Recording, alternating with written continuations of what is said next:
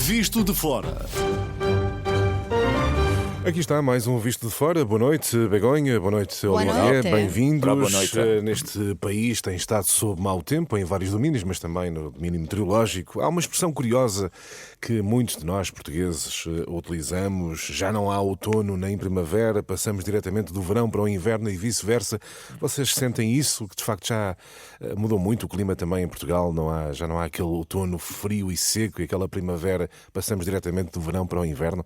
Nestes anos que tem em Portugal, sentem assim alguma alteração? Sim, mas realmente também aqui em Portugal o que é propriamente inverno não temos, é dizer, temos a sorte de ter um clima muito agradável, Sim. ok?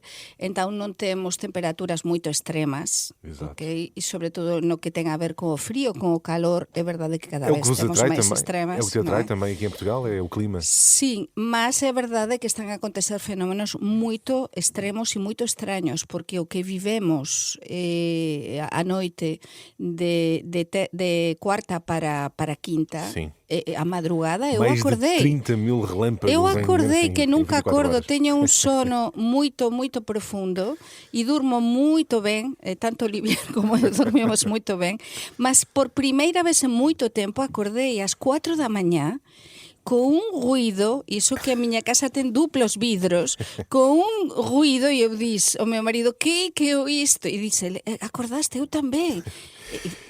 En fin, foi tu, muito Olivier? estranho. E tu, Sim, Olivia? e tem notado bastante. O que é curioso é que lá está, as pessoas que negam as alterações climáticas estão sempre a dizer mas em Portugal houve sempre calor, em Portugal houve sempre trovoadas. Sim, mas ninguém disse o contrário.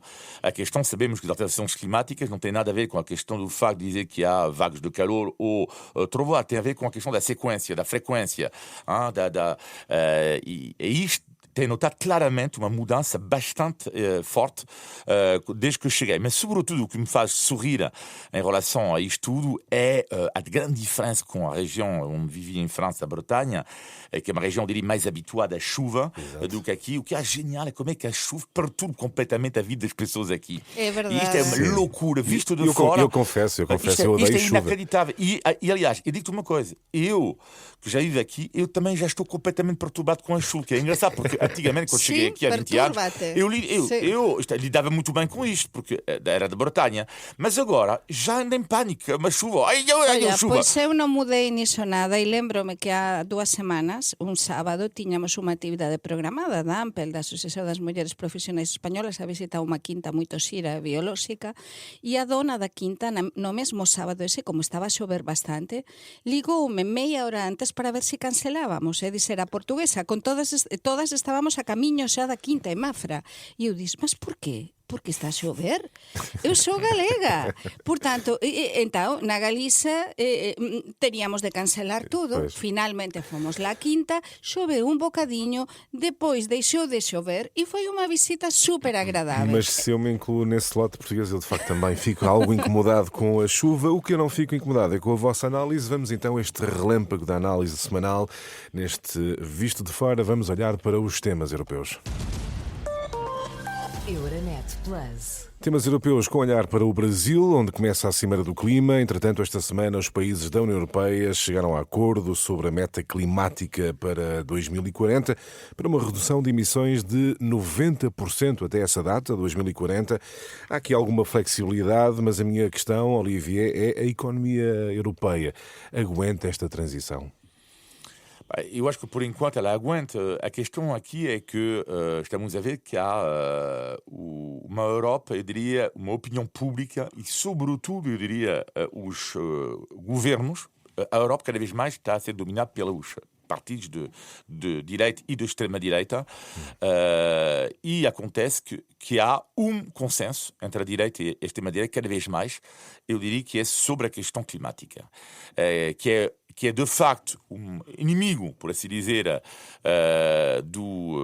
da extrema-direita, ou seja, eles consideram que, antes de tudo, há a prioridade económica versus a prioridade ambiental, neste sentido, e cada vez mais a direita tradicional acha o mesmo do que a extrema-direita. O que torna, a nível europeu, isto torna esta questão complicada, cada vez mais. Aliás, vimos o que fez a direita e a extrema-direita com o Pacto Verde, não é? E isto eu acho que há um consenso neste momento na Europa por causa dos governos destas alianças entre a direita e a extrema-direita. Então deixa-me fazer esta pergunta, Olivier. Não há também um aproveitamento por parte dessa direita mais populista de algum sentimento das pessoas que sentem que há aqui quase que uma transição apressada, forçada, que mexe com as suas vidas? Não estão esses partidos a aproveitar esse sentimento, sobretudo? Sim, talvez, sim, mas eu acho que é a convicção deles, sabe? Que eu, quando eu digo que eles aproveitam, eu sempre estou um pouco diferente em relação a isto. Sempre disse o mesmo. Eu acho que as pessoas, extrema-direita e como a extrema-esquerda, ou com qualquer partido, eles acreditam no que dizem, a grande maioria. Não acreditam, eles acreditam que não. Por simplesmente que há outras prioridades e, portanto, que não pode haver uma ruptura. Porque o que está a dizer assim, ok, mas neste caso, quem está preparado para, por exemplo, sei lá, haver uma restrição drástica do uso do automóvel, da redução do consumo da carne? Estamos a falar de coisas práticas. Mas não, depois as pessoas que considerem não só da extrema-direita, consideram, não, nós não estamos prontos para isso. Portanto, é uma coisa complexa. Begonha, estamos prontos para esta transição? É possível, de facto, cumprir estas metas do teu ponto de vista? Vamos analizar isto porque eu, de feito, propuse este tema para abordar esta semana porque acho que é super importante. A Unión Europea deu un paso para frente, un paso histórico, precisamente en vésperas, como dixías, desta reunión decisiva, no é, do Brasil, que comeza hoxe, e que comenzou hoxe. E é importante porque eu acho que é viável. É viável por quê? Porque este acordo dá certa flexibilidade, ok? Estamos a falar de 15 anos pela frente, e dá certa flexibilidade aos países. Lembremos que houve quase unanimidade, salvo os países de sempre.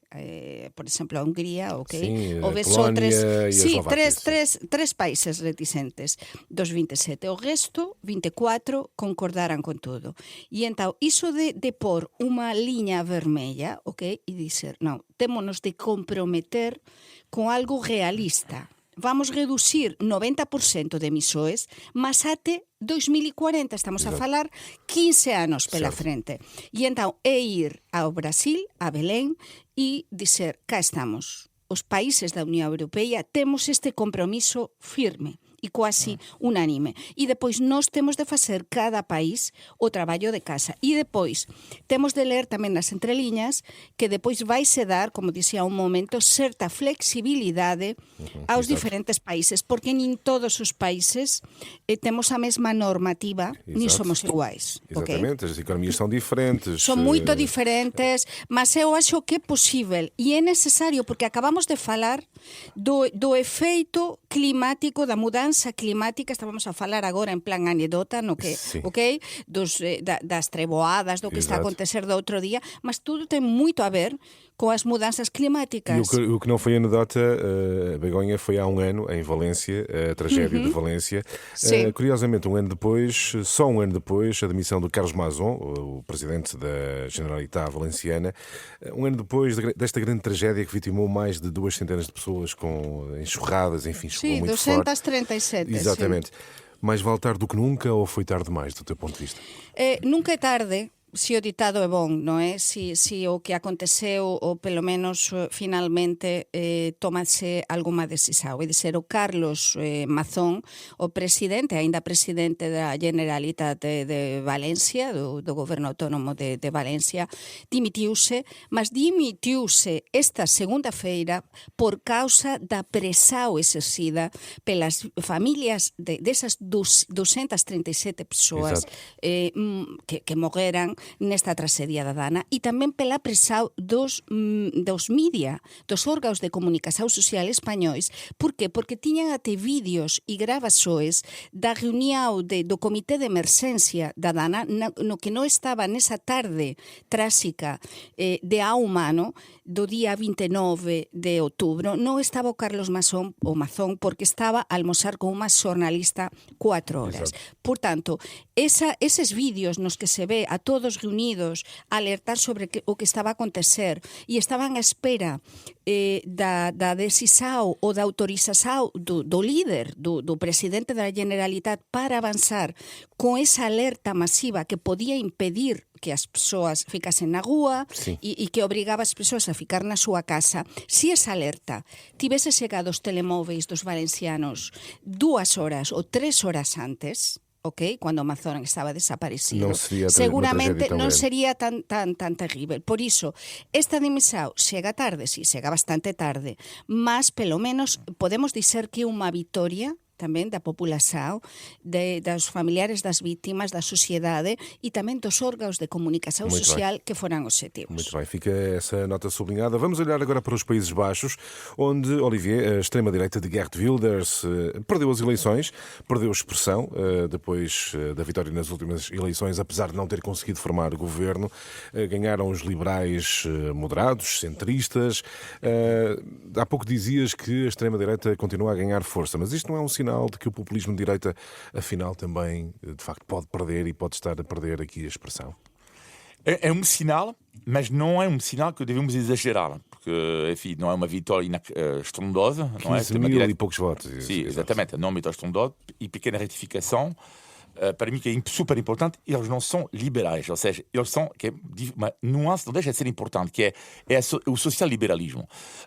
Cuidado, não tem pouco a ver, por exemplo, com a iniciativa liberal. A iniciativa liberal são liberais, puros e duros, mas, por exemplo, mas é importante referir-se, ou seja, é uma intervenção forte do Estado que eles pedem na educação, na saúde. Aliás, eu disse liberais centristas, portanto. Exatamente, exatamente, será mais isto. Ou seja, a questão do liberais centristas, exatamente isto, que é, para mim, uma diferença fundamental com a iniciativa liberal, por exemplo. E eu acho que eles deram uma resposta muito forte da ideia do que eu segui um pouco desta campanha, que eu fiquei abismado com as bandeiras dos Países Baixos nos comícios do Jetten, do rapaz, do Geert Wilders, do futuro primeiro-ministro da partida, que é as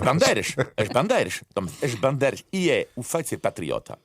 E esta ideia de nunca deixar, visto o erro da esquerda monumental e da social-democracia em geral também, de deixar o símbolo da nação à extrema-direita. E ele diz, e aliás, eu acho que se apresentou como patriota progressivo. Eu acho que esta via, que existe um pouco também na Dinamarca, eu acho que é uma via, eu acho que ele pode ser o futuro da esquerda ou o futuro, na escada, do social-liberalismo. Deixa-me ser um bocadinho provocador, Olivier. Então, estás a dar razão àquela polémica dos símbolos recuperados da nação por parte do governo atual em Portugal. Fez bem? Não, mas eu considero que os símbolos de uma nação são super importantes. Sim. Portanto, sim, nós podemos gostar da nação, podemos gostar da bandeira, podemos ser orgulhosos de pertencer a um povo e sem ser nacionalista. Exato. Portanto, não, exatamente, ele é patriota progressivo. E esta questão, esta diferença, que eu acho que a nível europeu pode ser um sinal importante. Begonha, concordas?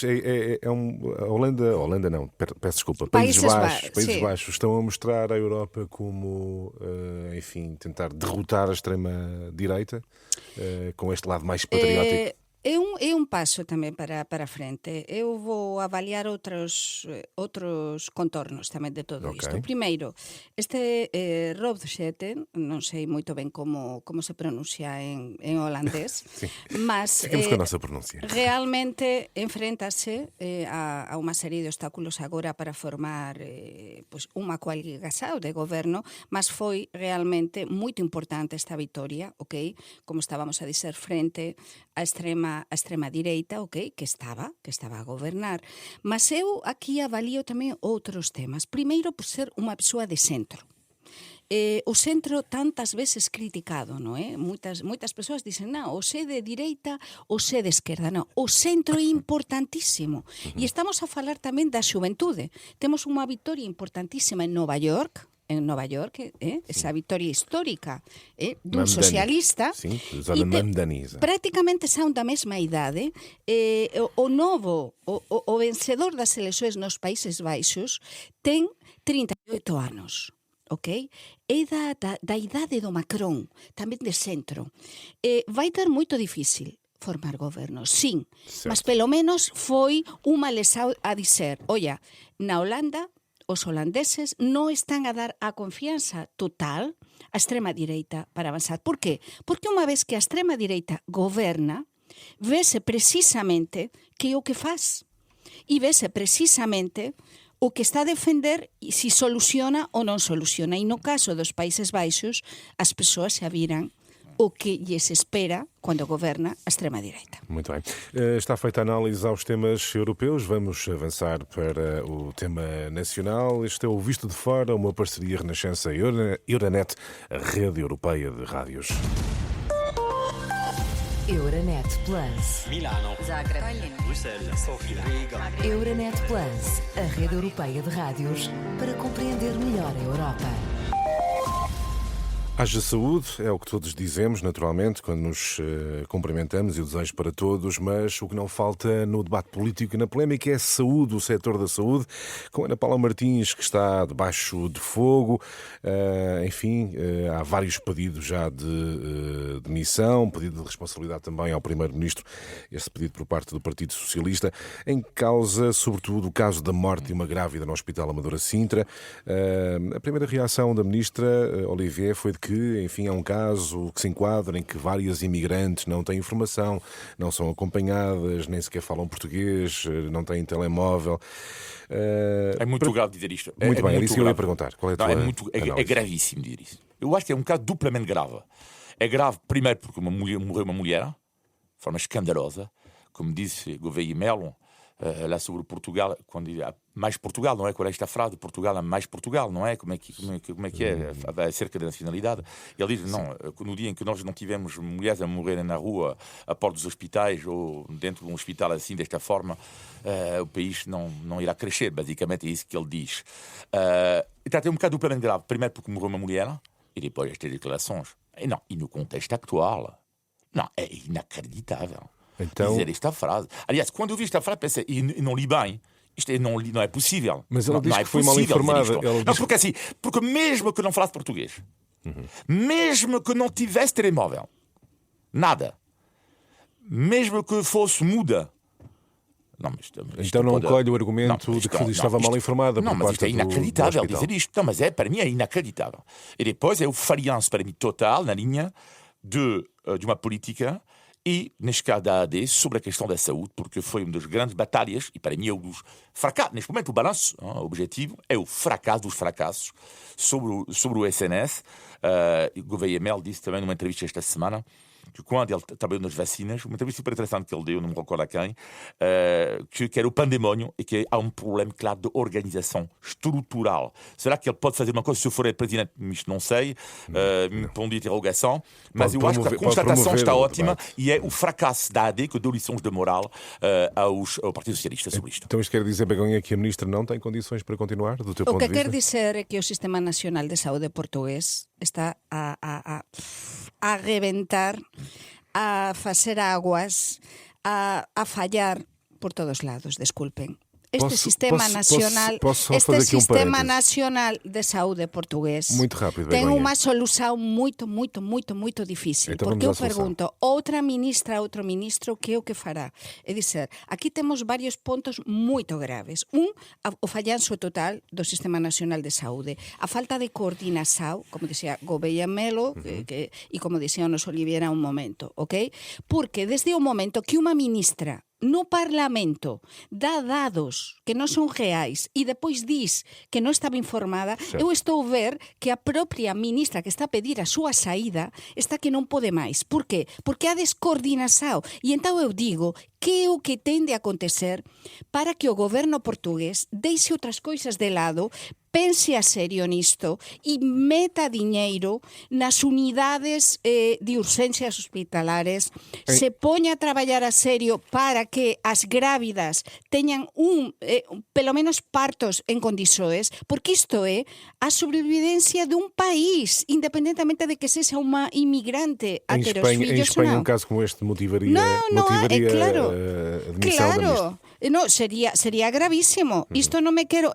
Na Andalucía, precisamente por tardar, por demorar, para o que ten a ver coas probas, por exemplo, de diagnóstico do cancro, está a haber unha movida brutal co goberno regional por demorar máis tempo do que se debe demorar. Imaginen o que podería ser isto. Mas é Muito que bem. non é só unha morte, é que hoxe de Há mañá vários casos. só vemos máis outro caso. Do nascimento de uma ambulância. Sim. Exata, mas é que todas as semanas, eu xa alertei no pior da semana, há varias semanas, Sim. precisamente sobre isto. É que isto non está a mudar. Entón eu penso, claro, para Luís Montenegro agora mudar a ministra, cando estamos a beira de que se aprobe todo o que ten a ver co orçamento de Estado, ela vai ser sustituída, sí. Mas o problema é cual é a solución. Se o goberno pensa seguir igual, non. É que tense de insertar, tense de meter diñeiro nas unidades máis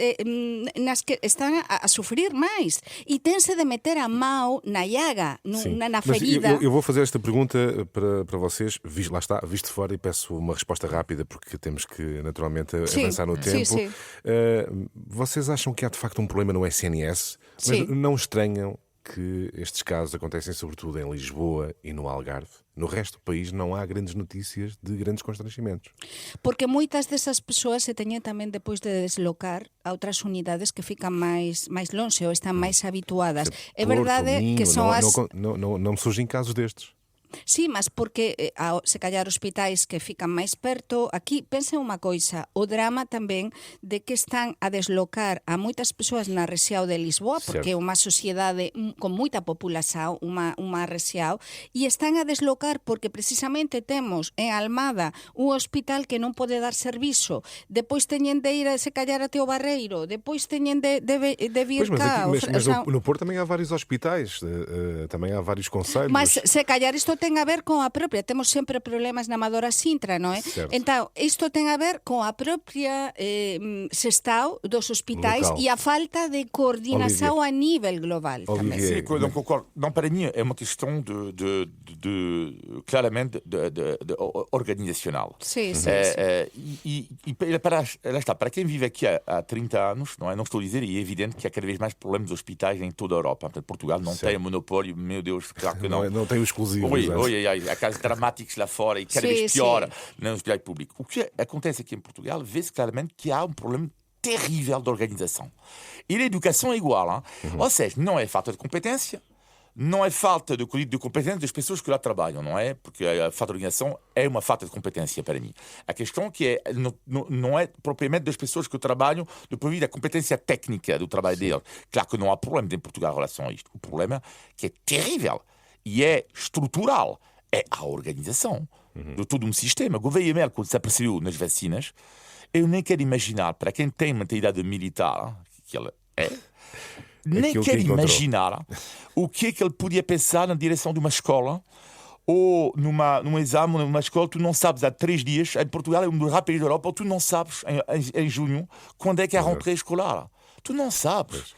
Tu és avisado uma semana antes. Mudar o sistema. O problema aqui é que tem-se de meter a mão na ferida e tem de mudar o sistema, tem de se modificar e isso ninguém se atreve a fazer. Mas quando estão a falhar, precisamente hospitais que tenham uma certa independência, não é? Estão a falhar, se calhar não transmitem toda a informação. O próprio Ministério, num país que é centralizado totalmente em Lisboa, o próprio Ministério não tem toda a informação e sempre são os mesmos hospitais a falhar. Diz aquí algo está a fallar, portanto, a organización ten de mudar e teñen de mudar lá moitas cousas, mas o primeiro é tentar que non acontezan estes casos e acompañar, e todo o que ten a ver con nacimentos, con acompañamento de gravideces, todo iso tense de controlar moitísimo. Muito bem, está feita a análise ao principal tema nacional da semana. Vamos avançar para o índice de Tugalidade. Índice de Tugalidade. Como vocês já estão aqui há muito tempo, sabem que os lisboetas são os alfacinhas, certo? Sim. Vocês sabem porque é que surgiu, ou como surgiu o termo alfacinha? Porquê é que os lisboetas são alfacinhas? Olivier e eu estamos agora estávamos a olhar um para outro. Estou a falar assim, já me disseram isto, só que... Não te lembras? Não, Ai, não me Olivier, lembro. não te lembras tu como es de Almada? Não te lembras. Alfacinhas, será por... Alface? Tem a ver com alface? Sim, uma das telas. Os jardins, tem a ver com alface. Alface verde, não sei. O Sporting. Não se metam nessas confusões, não vale a pena. Não. Não se metam nessas confusões. Os jardins... Alfacinhas, alface, não sei. Há aqui várias teses. Muito rapidamente, o termo alfacinha tornou-se mais conhecido a partir do momento em que Almeida Garrett o referiu no seu livro Viagens na Minha Terra, em 1846. Escrevia Garrett sobre Lisboetas, pois ficareis alfacinhas para sempre, cuidando de todas as praças como o Terreiro do Paço. Mas há aqui outras explicações, muito rapidamente. Diz que os lisboetas são alfacinhas porque há muitos séculos as colinas de Lisboa se enchiam de alfaces, que eram usadas na culinária regional. E continuam a ser, eu adoro. E terão sido os árabes a cultivá-la a partir do século VIII, portanto, daí alface, é uma palavra... Como é que seria em espanhol os alfacinhas? Lechuguitas. E em francês? Em francês? Seria terrível. Les petites salades. Les petites salades. Les petites salades. Lechuguitas e les petites salades. Muito bem. Está feito o índice de Portugalidade. Muito bom. Vamos fazer esse exercício sobre outras expressões em Portugal, como seria em França ou em Espanha. Mas olha, estamos a ver, temos de ter sempre sentido de humor, Claro, porque evidente. é a maneira de lidar com as coisas. Há quem diga também que, enfim, quem vivia nos arredores de Lisboa, já fora da cidade, já fora, eram os saloios. E os saloios terão respondido aos lisboetas como são os alfacinhas. Enfim, terá sido uma troca de galhardetes. Ficam aqui algumas explicações para o termo alfacinha para identificar os lisboetas. Vamos ao negativo e positivo. Negativo, Begonha, da semana. Nesta semana temos varias coisas negativas, por desgracia, en Portugal. Unha delas falamos a un momento e que teño de dizer aquí outra vez, que ten a ver con todo o que está a acontecer con a morte primeiro desta grávida, do seu fillo e estas outras grávidas que están en situacións limite a ter os seus fillos en situacións dramáticas e máis unha vez sempre a sociedade civil está a axudar, ok? Desde persoal da policía, de protección civil, das ambulancias, en fin, todas as persoas, ok, que en Portugal son, a verdade, sempre moito amáveis con os outros. Mas o problema está aí e é gravísimo. E depois, máis unha greve, que isto é, e temos de alertar sobre iso, máis outra vez nos convoios, neste caso, é que é verdade, as persoas que viaxan, eu agora non viaxo de convoio, mas teñome de lembrar miles e miles de persoas todos os días que apañan os convoios para ir a traballar dunha localidade e outra e xa está a CP coa súa greve do persoal dos bares, mas quantas greves teñen de acontecer? Depois, outra situación tamén para min que se ten de resolver e é a Flixbus, que é unha compañía internacional, está a pedir e a protestar precisamente para poder operar a partir de Sete Ríos, para poder operar tamén as viaxes internacionais. Isto é moito importante, porque nunha cidade como Lisboa, que é grande, non é normal que a maior estação da cidade non posa ter viaxes internacionais, ok? E então a Flixbus realmente é unha compañía que opera a nível internacional e ten todo o direito a operar desde Sete Ríos. Muito bem. O negativo, recuperando o tema transportes, Begonha. Transportes e saúde. Sempre. É fundamental. Também, fundamental. O teu negativo, O meu negativo tem a ver com, em Portugal, com o atendimento telefónico nas empresas, com a inteligência artificial em Portugal. Ou seja, tudo isto, a IA devia nos facilitar a vida. Em Portugal, complica a vida. Cada vez que eu ligo para uma empresa, que seja um banco, via ver, seguradora, hoje em dia, no início da chamada, não estou a ser atendido por uma pessoa, mas sim por computadora. Carrega a tecla 1, 2, 3, 4, 5, 6, 7, 8, 9, demora uma eternidade. Depois digo o meu NIF, não houve, ou então basta eu me enganar numa tecla, tem que recomeçar desde o início. Isto é um pesadelo. Ou seja, não, mas faço um apelo aqui. Há um problema inacreditável em Portugal com o atendimento telefónico, com a inteligência artificial, que em vez de facilitar a vida das pessoas, complica cada vez mais a vida das pessoas. No, mas o da inteligencia artificial está a pasar en todos lados. Sim, Porque lembrome, por exemplo, en España, en algún restaurante, que agora para as reservas, por exemplo, de mesa en España, nos restaurantes, cando aparece a inteligencia artificial, e entón, si pedes, por exemplo, 2:15 da tarde para reservar, non pode. Claro, porque está todo cuadriculado, entón ten de ser as 2:30. A inteligencia artificial é o que ten, non é? Que ainda dificulta máis para estas Não, é casos. cada vez mais difícil. Não, mas Sim, sim. é que eles acham que fazem bem. Não, havia Não, ver, é quer falar pior, com alguém, é quer pior, explicar é o pior. meu problema. É 10 vezes pior. É 10 vezes pior. E não quer que dar o número de segurança social só porque Olivier vai ter um infarte. Olivier vai ter um infarte. Já percebi que ele está. Vamos respirar fundo. Isso. Vamos agora olhar para o Vamos. positivo da semana. Então, vamos respirar. E que é o que nos relaxa, Olivier e a mí, além de dançar? Comer ben, non é? Claro. E então vamos suavizar aquí isto, o ton, e então eu agora vou voltar á gastronomía. E vou voltar o que digo sempre aquí, e acho que concordamos os tres que facemos este programa, o Sergio, Olivier e eu. E é que en Portugal onde que se come mellor? Nun restaurante tradicional. Nunha tasca, eu sempre defendín, non é? E Olivier igual. Certo. Mas é que eu voltei a frecuentar un restaurante, olla, que tiñase un bocadiño esquecido, mas xa tan farta que estou de pagar, non comer ben e modernices imitando ou a imitar a outros países, volto ao de sempre, que é onde como ben e non pago tanto, que é un restaurante que se chama Solar dos Duques, moito perto da miña casa en Campo de Urique, con comida de verdade, tens uns bitoques impresionantes, tens un pica-pau de atún. Los bitoques. Un pica-pau impresionante, tens pratos de casa, agora que a altura, por exemplo, da perdiz, impresionantes, en fin, comida de verdade, comida de que te fica o estómago, así ficas mesmo aquecido e que saes de lá moito mellor. O que te aquece o estômago esta semana, Olivia? Portanto, depois de toda esta xatice con a saúde, os transportes, comes un bon bacalhau, un bon bitoque, un bon pica-pau e ficas moito ben. Um positivo tem a ver com um momento muito forte da minha vida. Vai ser, se me permite, uma questão pessoal, porque vai ser na quarta-feira em Aveiro o teste de língua portuguesa para ter a nacionalidade portuguesa. Portanto, é um momento fortíssimo para mim. Nervoso, preparado? Bastante nervoso. Sim, nota-se que está nervoso. Faria o teste esta manhã. Fiz um pequeno teste esta manhã. Faria porque era tão óbvio que falhei da resposta. Está a ver? Portanto, teve que cuidar com as armadilhas. Claro. É um momento de excitação brutal. Agora, sério, não estou nervoso. É sobretudo a alegria de estar com o melhor amigo. Vou com o melhor amigo, mas é de procissão. Nós, na véspera, vamos passear em Aveiro e vamos jantar em Aveiro. E a propósito disso, lanço um desafio, porque podem responder, não sei lá, através das redes sociais ou através do mail.